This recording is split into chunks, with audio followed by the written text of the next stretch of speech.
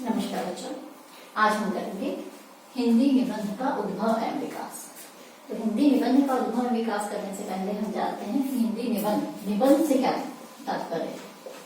तो निबंध शब्द नी और बंध से मिलकर के बना है, अर्थात निबंध गद्य की वह विधा है जिसके अंदर विचार निर्बंध रूप में या बंधे रूप में तारतम्यता के साथ एक लय के साथ बंधे होते हैं, उसे हम कहते हैं निबंध।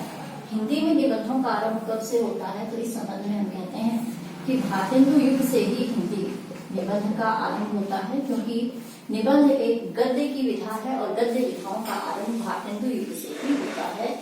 तो हिंदी निबंध भारतेंदु युग से शुरू होते हैं। और अगर हम ये कहें कि निबंध के जनक हिंदी में कौन है, तो हिंदी में निबंधों के जनक हैं बालकृष्ण भट्ट। हिंदी निबंध के विकास को अगर हम देखें तो 5 भागों में बांट करके देख सकते हैं। सबसे पहले भारतेंदु युग, उसके बाद द्विवेदी युग, फिर है शुक्ल युग, शुक्लोत्तर युग और वर्तमान युग। इस तरह से भारतेंदु युग, द्विवेदी युग, शुक्ल युग, शुक्लोत्तर युग और वर्तमान युग। सबसे पहले हम बात करते हैं भारतेंदु युग की। भारतेंदु जैसे इसके नाम से स्पष्ट है, इस युग का नाम भारतेंदु हरिश्चंद्र के नाम पर है। और इस युग में जो भी निबंधकार हैं वे भारतेंदु मंडल के सदस्य ही हैं, जैसे प्रताप नारायण मिश्र है, बालकृष्ण भट्ट हैं, राधाचरण गोस्वामी है, राधा कृष्ण दास हैं। ये सारे सदस्य जो हैं वो भारतेंदु मंडल के सदस्य हैं और इन्होंने निबंध विधा के विकास में महत्वपूर्ण योगदान दिया है। और वैसे भी भारतेंदु युग में निबंध विधा खूब फूली फली। और इस काल के निबंधों में अगर हम देखते हैं तो भारतेंदु ने स्वयं निबंध लिखे हैं, जिसमें प्रमुख है एक अद्भुत अपूर्व स्वप्न। ये निबंध अगर हम देखें तो इस दृष्टि से लिखे गए हैं कि तत्कालीन व्यवस्था, तत्कालीन स्थितियां, उन पर व्यंग्य भी है और हास्य भी निबंधों में मिलता है। एक महत्वपूर्ण नाम है इस काल में बालकृष्ण भट्ट। बालकृष्ण भट्ट के निबंध भट्ट निबंधावली में संग्रहित है। इनका प्रसिद्ध निबंध है साहित्य जन समूह के हृदय का विकास है, जिसमें इन्होंने हिंदी साहित्य का विकास जनता की मनोवृत्ति के साथ साथ किस तरह से बदलता है ये दिखाया है। एक अन्य नाम है प्रताप नारायण मिश्र। प्रताप नारायण मिश्र भी इस काल के महत्वपूर्ण निबंधकारों में है। प्रताप नारायण मिश्र ने हल्के फुल्के विषयों पर गंभीर निबंध लिखे हैं, जिनमें दांत, भूम, मूछ, सोने का डंडा, इस तरह के निबंध हैं जो नाम से तो बहुत ही हल्के फुल्के दिखाई देते हैं, लेकिन विचारों की अभिव्यक्ति की दृष्टि से ये निबंध बहुत ही महत्वपूर्ण है और बहुत गंभीर निबंध इन्होंने लिखे हैं। इसके बाद अगर हम नाम लेते हैं बाल मुकुंद गुप्त। बाल मुकुंद गुप्त इस युग के अंतिम या इस युग के खत्म होने और द्विवेदी युग के आरंभ होने की समय सीमा के बीच में ही इनका नाम आता है। बाल मुकुंद गुप्त की प्रसिद्धि इस कारण से है कि इन्होंने अपने निबंध लार्ड कर्जन की नीतियों पर व्यंग्य करते हुए लिखे और इनके निबंध शिव शंभू के चिट्ठे, खत जैसे निबंध समूहों में संग्रहित हैं। इसके अलावा भी राधाचरण गोस्वामी, राधा कृष्ण दास जैसे निबंधकार हैं जो इस युग में सक्रिय रहे। अब हम बात करते हैं द्विवेदी युग की। इस युग का नाम महावीर प्रसाद द्विवेदी के नाम पर है और जैसा कि हम जानते हैं महावीर प्रसाद द्विवेदी का जो विशेष योगदान है वो है सरस्वती के संपादक के रूप में। सन 1903 से उन्होंने सरस्वती का संपादन कार्य संभाला और लगभग 1920 तक 18 वर्षों तक उन्होंने ये काम किया। और सबसे बड़ा योगदान था खड़ी बोली के परिष्कार में। खड़ी बोली को साहित्यिक भाषा के रूप में परिष्कृत करके स्थापित करने में उन्होंने विशेष महत्वपूर्ण भूमिका निभाई है। इन्होंने खुद भी निबंध लिखे हैं जो साहित्यिक हैं, आलोचनात्मक हैं।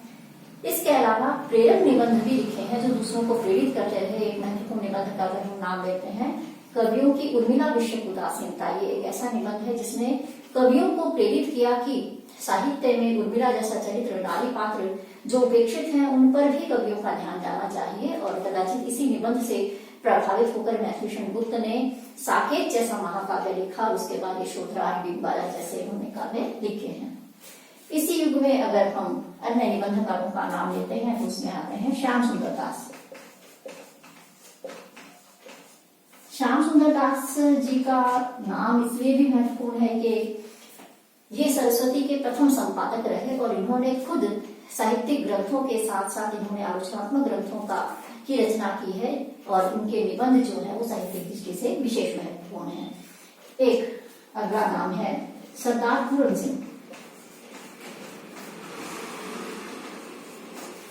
सरदार पूरन सिंह जिन्होंने कुल 8 निबंध लिखे हैं और 8 निबंध लिख करके ही हिंदी साहित्य में अमर हो गए हैं। इनके निबंधों में सच्ची वीरता, मजदूरी और प्रेम जैसे जो निबंध हैं वो आदर्शवादी पृष्ठभूमि पर लिखे गए निबंध हैं, मर्यादा से संबंधित निबंध हैं, भाषा जो है वो अत्यंत सरल है, आम जन की समझ में आने वाली है। तो इस तरह से इनके निबंध जो है वो उस समय प्रेरणा के रूप में, प्रेरणा का कार्य करने के लिए विशेष महत्वपूर्ण सिद्ध हुए।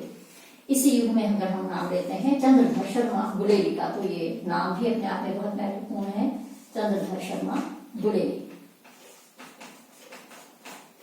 चंद्रधर शर्मा गुलेरी का नाम इसलिए महत्वपूर्ण है कि कछुआ धर्म नाम का जो उन्होंने निबंध लिखा है वो भारतीयों की मनोवृत्ति पर व्यंग्य करता हुआ एक महत्वपूर्ण निबंध है और ये निबंध विशेष प्रसिद्ध रहा। इसके अलावा इनका मालिसी मोही उठाव जैसा निबंध भी प्रसिद्ध रहा।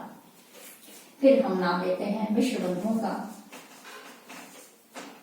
मिश्र बंधु 3 भाई जिन्होंने इतिहास लेखन का कार्य भी किया है और इनके निबंध जो है वो महत्वपूर्ण रहे हैं। इन्होंने तुलनात्मक आलोचना का काम किया है और तुलनात्मक आलोचना से संबंधित इनका कार्य जो है वो विशेष महत्वपूर्ण है।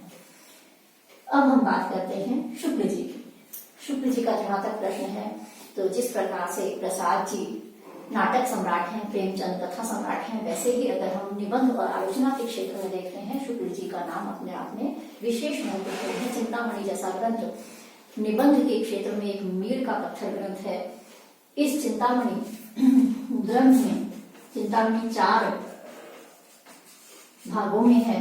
चिंतामणि भाग 1, चिंतामणि भाग 2, चिंतामणि भाग 3 और उनकी मृत्यु के पश्चात चिंतामणि भाग 4 भी प्रकाशित हो चुका है। लेकिन जो विशेष महत्वपूर्ण इनका संग्रह है वो है चिंतामणि भाग 1। चिंतामणि भाग 1 में कुल 17 निबंध हैं। इन 17 निबंधों में से भी 10 निबंध तो ऐसे हैं जो पूरी तरह से मनोविकारों से संबंधित हैं। इन मनोविकारों में भय, क्रोध, प्रेम, श्रद्धा, ये सारे मनोविकार इन्होंने लिए हैं और इन मनोविकारों को इन्होंने परिभाषित भी किया है। इन्होंने समास और व्यास शैली को विशेष रूप से अपनाया है। सूक्ति शैली इनकी विशेष प्रसिद्ध रही है जिसमें ये कहते हैं श्रद्धा प्रेम के योग का नाम मुक्ति है, करुणा अपना बीज अपने पात्र में नहीं छोड़ती। इस तरह की सूक्तियां हैं जो मनोविकारों को परिभाषित भी करती हैं और साथ साथ उनकी गहराई को भी बताती हैं। इस तरह से इनके ये निबंध जो है वो विशेष महत्वपूर्ण रहे। शेष जो 7 निबंध है वो आलोचनात्मक निबंध है जिसमें रस से संबंधित इनके निबंध विशेष महत्वपूर्ण है। इस वीडियो के लिए इतना ही। इसको आगे भी हम जारी रखेंगे। नमस्कार।